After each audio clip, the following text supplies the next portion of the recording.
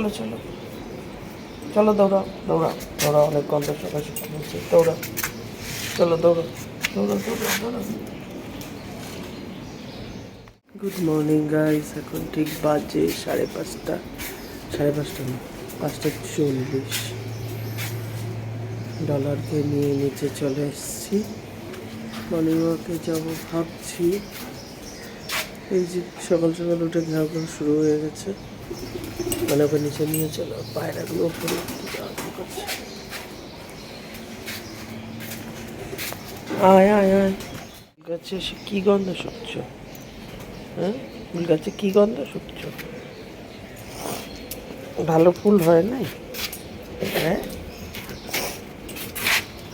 আর কত গন্ধ শুকবা? চলো চলো চলো, ঢোকো, ঢুকে যাও, ঢোকো, অনেক গন্ধ শুকাশুকি হয়েছে, ঢোকো, আসো আসো আসো আসো, ঢোকো। কী হলো? চলো, পা ধুবে চলো, বাথরুমে চলো।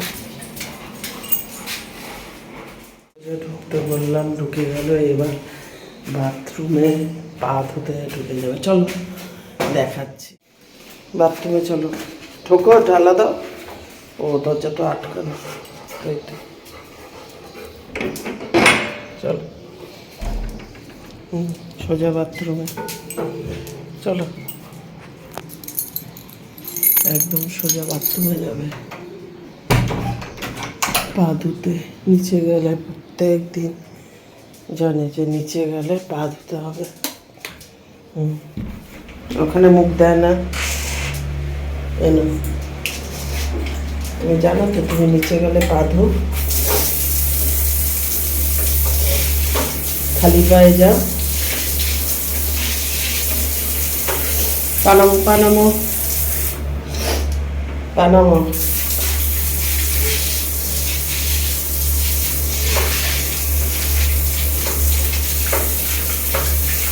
পাটা নামো,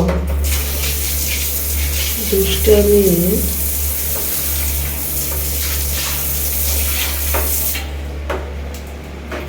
যাও, চলে যাও, চলে যাও, চলে যাও। অন্য সময় তো দরজা খুলে যাওয়া, যখন আমি দাঁড়িয়ে থাকি তখন কি করে বিপানা, নিজে হাতে দরজা খুলবে না, খোল।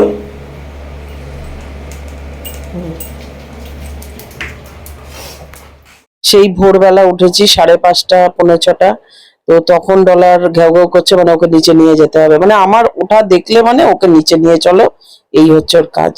তারপরে সবাই ঘুমিয়ে থাকে, অত সকালে কেউ ওঠেও না, তো ওকে নিয়ে গিয়ে ঘুরিয়ে টুরিয়ে তারপরে হাত পা ও ধুয়ে নেয়, বাথরুমে গিয়ে দেখলে তোমরা ধুয়ে দিলাম, তারপরে এসে আবার ঘুমিয়ে পড়েছিলাম।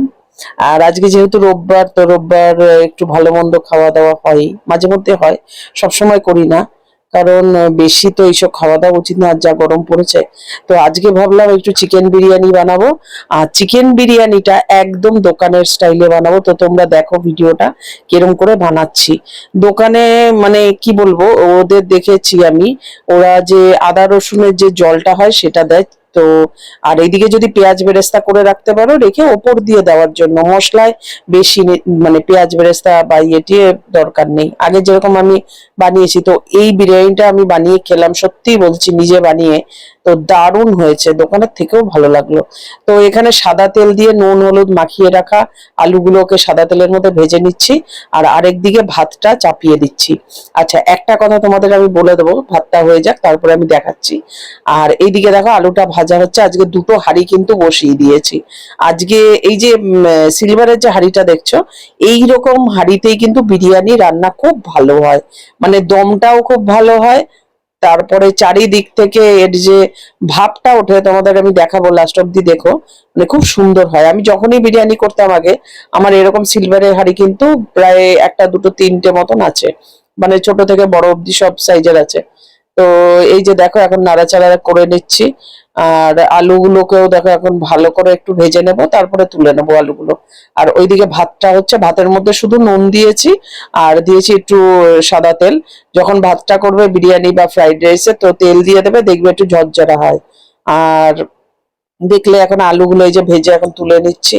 আলুগুলো বেশি ভাজবো না, আর যেহেতু মশলার মধ্যে মাংসের মধ্যেই কষাবো তাই জন্য আর বেশি ইয়ে করলাম না।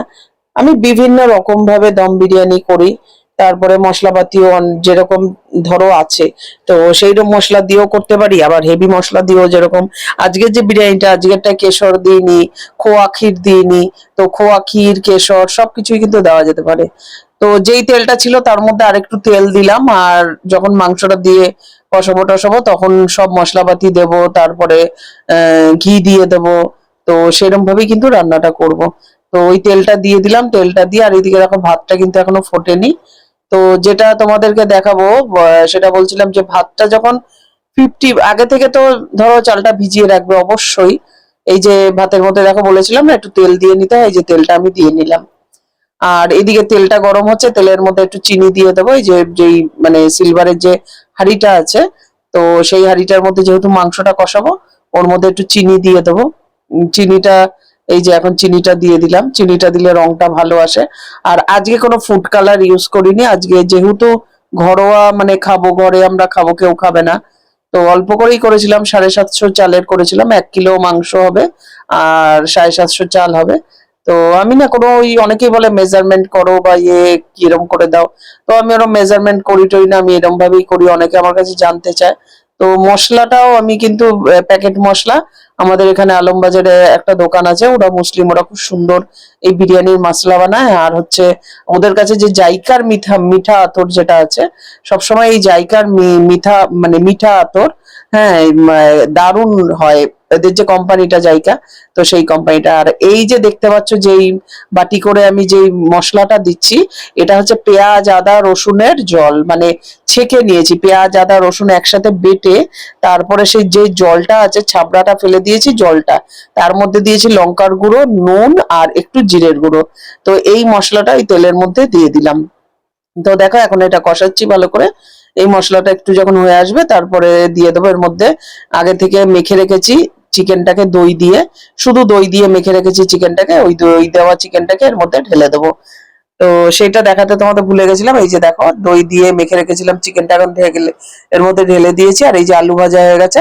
আর এই যে চালটা তোমাদের বলছিলাম, যে চালটা যখন 50% হয়ে আসবে, একটা টাইম তুলবে, 50% চালকে হাফ তুলে নেবে, আর বাকি যে চালটা থাকবে ওটা 80%, ধরো ওই 70% 80% হয়েছে এরকম চালটাকে তুলে রাখবে। ওই যে 50% হয়েছে চালটাকে কেন তুলে রাখবে তোমাদের বলছি। এই যে যখন এই চালটা আমি দেব, এই যে হাঁড়িটার মধ্যে এই মাংসটা শুকিয়ে আসবে, জলটা শুকিয়ে আসবে, তো তখন যখন আমি দেব, তো ওই যে 50% হয়ে যাওয়া চালটা ওটা আগে দিয়ে দেবো, তারপরে যে 70% 80% যে হয়ে যাওয়া চালটা ওটা দেবো। এই যে এখন দেখো কেওড়া জল দিয়ে দিচ্ছি, একটু ভিনিগারও দিয়ে দিচ্ছি, তেঁতুল ছিল না তো সেই জন্য ভিনিগার দিয়ে দিলাম। আসলে বিরিয়ানিতে তেঁতুল, আলু বোখরা এগুলো দিতে হয়, একটু টক ঝাল মিষ্টি একটু চটপটি টাইপের হয় খেতে। আর এই যে মশলাটা, এটার মধ্যে জায়ফল, জয়িত্রী, সাজিরে, মরিচ, গোলাপ পাপড়ি সব মিক্সড করা থাকে এই মশলাটা। এই মশলাটা ওই তার দোকানেই পাওয়া যায়, আলমবাজারে তার দোকান থেকে আনি। আর এই যে এখন দিয়ে দিচ্ছি কেওড়া জল, আর ওই মশলাটা দিয়ে দিলাম, এবার মিঠা আতর দিয়ে দেবো, দিয়ে এটাকে ভালো করে নেড়ে চেড়ে, ওই যে জলটা আছে ওর মধ্যেই কিন্তু এই মাংস আলু সব সেদ্ধ হচ্ছে। আর ঝাল টাল আজকে বিরিয়ানিটা সব কিছু মানে মেজারমেন্ট সব ঠিক ছিল, কিচ্ছু নিতে হবে না। আর এই যে দেখো এখন মিঠা আতরটা দিয়ে দিচ্ছি, এই যে মিঠা আতরটা দিয়ে দিলাম এর মধ্যে। আর বিরিয়ানির যেটা মেন জিনিস কেওড়া জল আর মিঠা আতর। আর অনেক কোম্পানির আমি মিঠা আতর ইউজ করেছি, কিন্তু দেখলাম এই যে জাইকার মিঠা আতরটা সত্যি খুব ভালো, মানে এত সুন্দর গন্ধটা, হালকা, বেশি উগ্র না, আর অল্প দিলেই বেশ বিরিয়ানিতে ভালো গন্ধ হয়ে যায়। আর এখানে দেখো এই যে চালটা রেখে দিয়েছে, এটা হয়ে যাক, তারপরে মিঠা আতরটা একটু দিয়ে দিচ্ছি। এইটা হয়ে যাওয়ার পরে জলটা যখন একটু টেনে শুকিয়ে আসবে, তখন ওই 50% হয়ে যাওয়া চালটা দেব। এই যে চালটা দেখতে পাচ্ছ তোমরা, কেন কি ওই চালটা একটু চাল চাল ভাব আছে, তাই জন্য ওটা আগে দেবো, তার উপরে যেটা একটু নরম আছে সেইটা দেবো। তো দম বিরিয়ানি আমি অনেক রকম ভাবেই বানাই, আমার ইউটিউব চ্যানেলে আছে, তোমরা যদি দেখতে চাও তো দেখতে পারো। তো এইরকম ভাবে আমি আজকে ফার্স্ট টাইম বানালাম। এবার দেখো ঘি দিয়ে দিচ্ছি এর মধ্যে, যেহেতু তেল দিয়েছিলাম, আগে ঘি দিইনি, তো একটু ঘি দিয়ে দিলাম।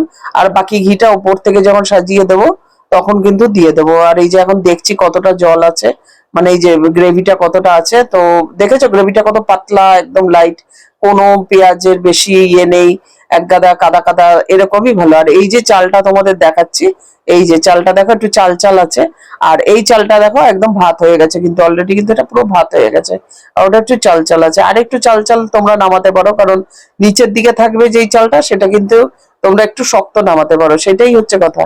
তো এই যে দেখো এখন ঢাকনাটা খুলে নিচ্ছি, নিয়ে এবার যেই যে মানে যেই চালওয়ালা যে ভাতটা রেখেছিলাম এটা আগে সাজিয়ে দিলাম, কারণ এই ভাতটা আগে সেদ্ধ হবে, তারপরে ওপরেরটা হবে। এই জন্য এইটা আজকে যেহেতু অল্প চাল ছিল, আজকে মাংস আর আলুটা একটু বেশি পরিমাণে ছিল, তো সেই জন্য এরকম হয়েছে।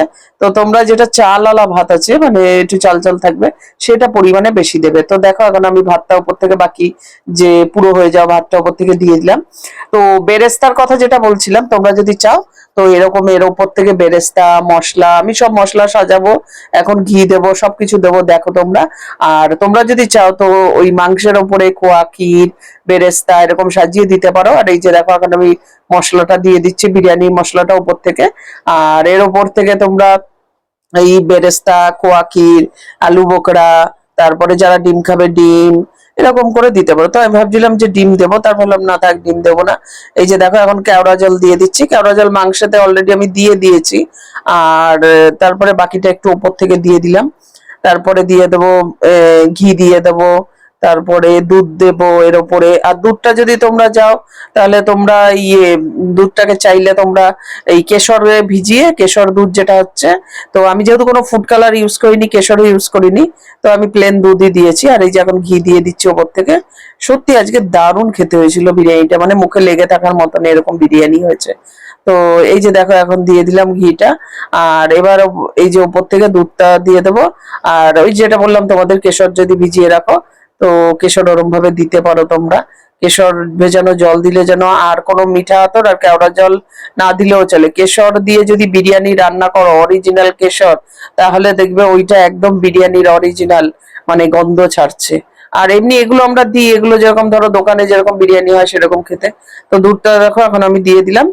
এইবার যেই কাজটা সেটা হলো, ডাইরেক্ট যদি আমি চাপিয়ে দিই গ্যাসের ওপরে, তাহলে কি হবে, বিরিয়ানি তলায় লেগে যাবে।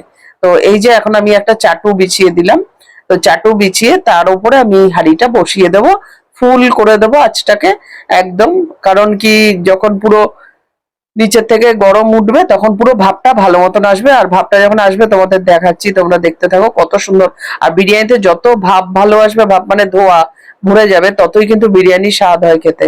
তো এই যে এখন দেখো আমি সাজিয়ে নিয়েছি সেটা দেখাচ্ছি। আর চালগুলো একদম দেখবে লাস্টে যখন হয়ে যাবে, চালগুলো একদম ঝরঝরা খাড়া খাড়া হয়ে গেছে, পুরো তাকিয়ে উপর দিকে উঠে আসবে। ভাপটা যখন পুরোপুরি ভাবে নেবে তখন কিন্তু চালগুলো উপর দিকে উঠে আসে।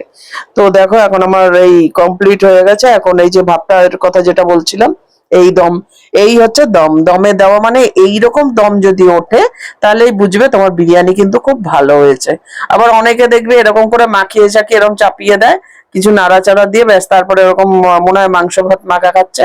কিন্তু বিরিয়ানি বিরিয়ানি বিরিয়ানি শুধু যে করলাম একটা মাংস ভাত রান্না করে এরকম ভাবে সেটা।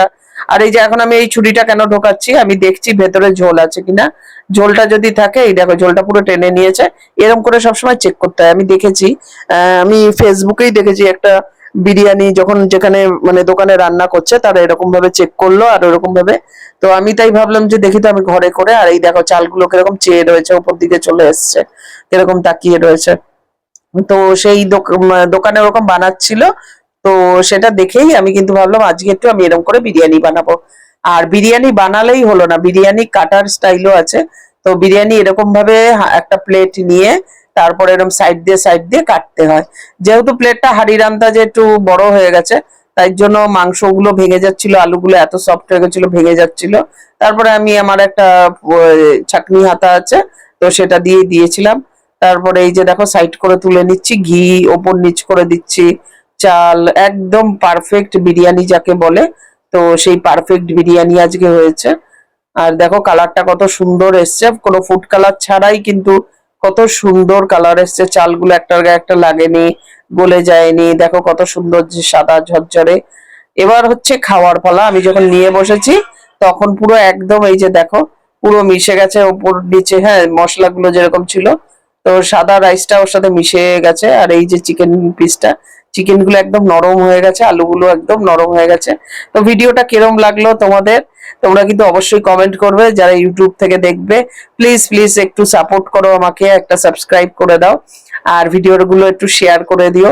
আর এই পেঁয়াজটা বানিয়েছিলাম ভিনিগার আর বিট নুন দিয়ে,